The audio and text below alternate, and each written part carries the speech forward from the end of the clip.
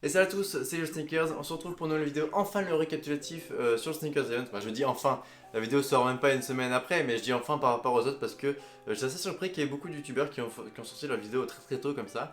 Donc déjà moi je trouve ça cool parce que pour les personnes qui sont pressées, ils ont leur contenu rapidement. Et donc justement pour compenser ça, je vous ai balancé une petite vidéo en milieu de semaine, il me semble genre jeudi, où je vous mettais quelques images justement du Sneakers Event.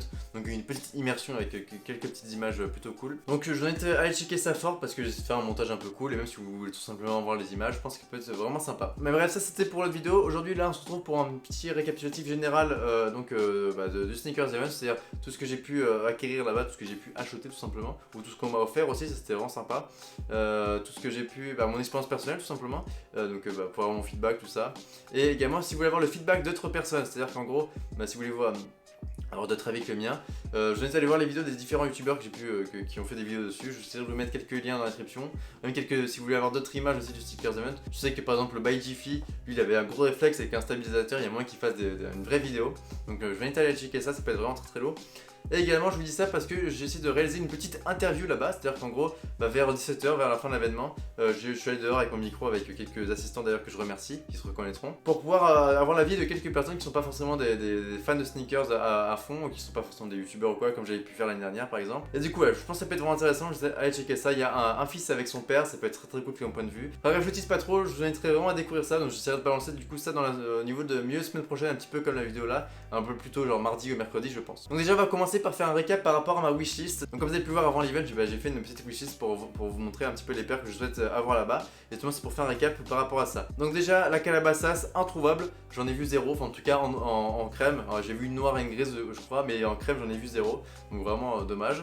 Pareil pour la Half Night Day, j'en ai vu vraiment très peu. Donc un petit peu déçu aussi. La Tokyo il y en avait quelques-unes mais c'était un petit peu trop cher à mon goût. Et donc pour Yeezy V1 et Human Race V1, Human Race V1 il n'y avait pas aussi non plus. Enfin en tout cas soit elles étaient en trop mauvais état ou soit pas ma taille comme d'habitude. Et par contre pour les divers j'avais trouvé un truc qui était plutôt pas mal. Mais en y réfléchissant un petit peu, je l'ai trouvé un petit peu trop dégradé. Aussi à la fin quand je suis revenu sur le stand elle n'était plus quoi tout simplement. Mais je pense que j'aurais peut-être pu la prendre malheureusement, mais enfin bref, ça c'est un petit peu dommage. Donc pour tout ce qui est wishy, j'ai rien chopé. Également j'avais trouvé une petite Ultra Boost sample qui était pas trop mal. Mais pareil je m'étais dit ça vaut peut-être pas le coup. Donc du coup j'ai préféré pas prendre de paire malheureusement. Je préfère me conserver un petit peu ma thune que acheter une paire pour le Sneakers Event. Après c'est sûr que ça vient de 6 souvenirs c'est sûr. Mais de toute façon ne vous inquiétez pas, je me suis rattrapé avec pas mal de vêtements. Et c'est aussi peut-être parce que j'ai acheté cette paire dans le week-end. Et donc justement par rapport aux vêtements, on commence directement par le merch du Sneakers Event entre guillemets. Parce qu'en gros ils avaient proposé un service qui s'appelait La Fabrique. Où en gros ils proposaient des visuels de quel designer qu'ils avaient contacté, des quel designers assez cool. Où ils proposaient des visuels sur des t-shirts assez simples. Je dis merch dans le sens où genre c'est les, vous savez c'est les t-shirts qui sont que tout le monde utilise. Et dans le sens où il y a écrit en bas en mode Sneakers Event 12/05/19. Donc pour les personnes qui n'ont pas forcément le budget ou qui ont l'envie d'acheter une paire comme moi, et vous pouvez avoir un petit souvenir du Sneakers Event pour 25 balles et ça je trouvais ça vraiment cool. Ensuite on continue avec un sweat de la marque Forever Vacations. Donc pour les personnes qui avaient suivi, j'en avais parlé dans la vidéo Colis avec Virus, il m'avait envoyé un vêtement de cette marque. Donc une marque que je connaissais parce qu'elle est tenue par Flub. Donc Flub pour personnes qui ne connaissent pas forcément, c'est un mec qui fait des vidéos comme moi assez cool et justement il a cette marque. Donc ça je trouve que c'est carrément une valeur ajoutée pour lui et pour sa chaîne. Donc n'hésitez pas à le checker, ça peut faire ça en plaisir. Également pour le site, je vous le mets dans la description. Et justement pour l'event il avait fait donc 5 suites exclusifs entre guillemets. En gros il avait fait 5 suites comme ça, il avait pris 5 suites de couleurs différentes. En tout cas il me semble qu'il y avait 2 roses peut-être, mais 5 suites comme ça, qu'il a custom, il a décoloré un petit peu comme ça. Vous pouvez voir c'est un petit peu en mode tie and dye et tout. Donc franchement je trouve ça pas trop mal. Et justement je m'étais dit en mode si je trouve pas de paire et qu'il en reste encore à la fin de l'event, j'en prends un. Et justement je revenais du stand Easy, elle était plus. Je passe devant le stand, il en reste un, ma taille, le rose en plus je le trouvais assez cool. Du coup j'ai pris direct. Donc ça c'était pour le sweat, il me semble qu'il était à 70 € aussi. Mais si vous voulez choper d'autres sweats de sa marque, il me semble qu'ils sont un peu moins chers, c'était juste parce que c'était brodé et que c'était un peu custom pour l'event, mais je crois qu'ils tournent autour des 40-50 €. Il y a également un truc très cool qui m'a pas mal surpris, en fait j'étais au courant mais je l'avais oublié, c'est ce petit truc. Donc ça va paraître un petit peu mégalo d'avoir ça, mais je trouvais ça vraiment très cool, c'est le youtubeur Maxence, enfin Max en tout cas, qui nous avait fait ce truc là. En gros il avait un projet pour son école parce que lui il travaille pas mal dans le bois. En gros il devait faire des visuels comme ça, il me semble que c'est à la CNC si je me trompe pas Max, mais voilà, avec mon logo, donc ça je trouvais ça super cool. En plus je l'ai fait signer, enfin en tout cas il a écrit dessus comme ça, c'était marrant. Donc, vraiment très propre, ça m'a fait extrêmement plaisir, ça m'a fait vraiment taper des barres, genre on était au McDo, tout ça, et là il sort ça, j'avais zappé. Et je trouvais ça vraiment super cool. Donc un big chose à lui, n'hésitez pas à checker sa chaîne, c'est vraiment super propre. Et donc il a bien évidemment fait une vidéo sur le Sneakers Event aussi. Et donc on poursuit avec le merch slash marque de vêtements, Clockers. Donc déjà pour les personnes qui ne connaissent pas Clockers, c'est une boutique dans Paris, enfin une petite boutique assez cool dans Paris qui est tenue par Ben Koshi. Donc Ben Koshi, je pense que tout le monde connaît ce nom maintenant. C'est le mec de base qui a géré, qui a créé tout simplement le Sneakers Event. Bon maintenant c'est plus ou moins géré avec Camino TV, mais de base c'est vraiment lui qui a fait le truc quoi. Et justement je me permets de dire marque de vêtements parce que pour moi c'est plus qu'un merch, tu vois par exemple par rapport au t-shirt d'avant, là c'est beaucoup plus quali, c'est fait en Europe, t'as une étiquette comme ça, et même l'idée des visuels de manière générale, ça fait plus marque de vêtements. Là c'est juste un designer qui a posé son truc, mais là lui c'est vraiment l'identité d'un magasin, d'un film, d'une culture qui est retranscrit sur des vêtements, et ça je trouve ça vraiment top. C'est-à-dire que Clockers, pour les personnes qui ne savaient pas, c'est un film de base. Bon, je vous rassure, je savais pas non plus. Ça va être un petit peu de toute quelle culture street de manière générale aux États-Unis, tout ça. Donc j'ai pas eu le film, peut-être que justement je vais essayer de voir ça ce week-end ou quoi. J'essaierai de vous donner mon petit feedback sur Instagram. En tout cas, bon, on voit pas forcément sur ce visuel là, mais plutôt plus sur le deuxième. Là, c'est juste un espèce de box logo avec Clockers en relief, avec le drapeau panafricain, si je me trompe pas.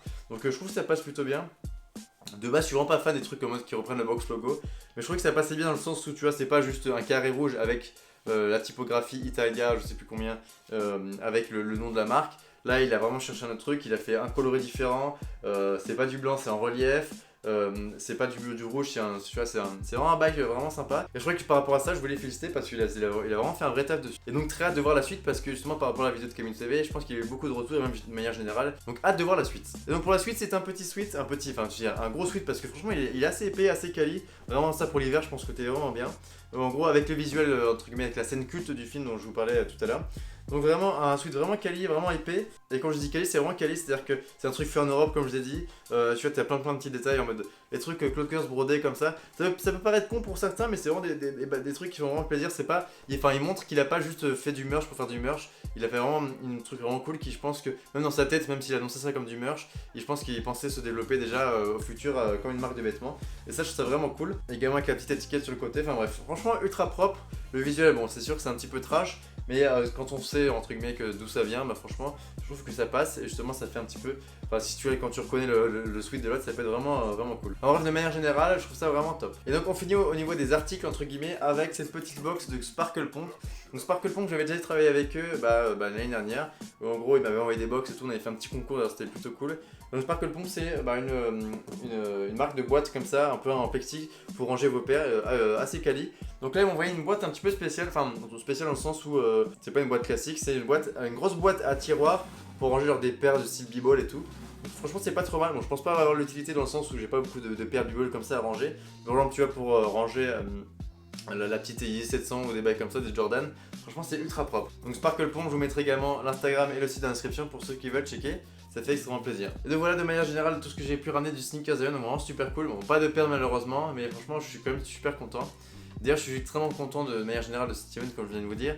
Parce que j'ai pu rencontrer plein de monde, de revoir un petit peu tous les différents youtubeurs que j'ai pu plus ou moins croiser. Et entre guillemets quand tu parles à quelqu'un, bon on se parle pas tous les jours non plus, mais que tu vois par exemple, je prends l'exemple de Flo, mais ça marche avec tout le monde, genre Flo de OG Flo. Genre on a été en contact entre guillemets depuis 2 ans et tout.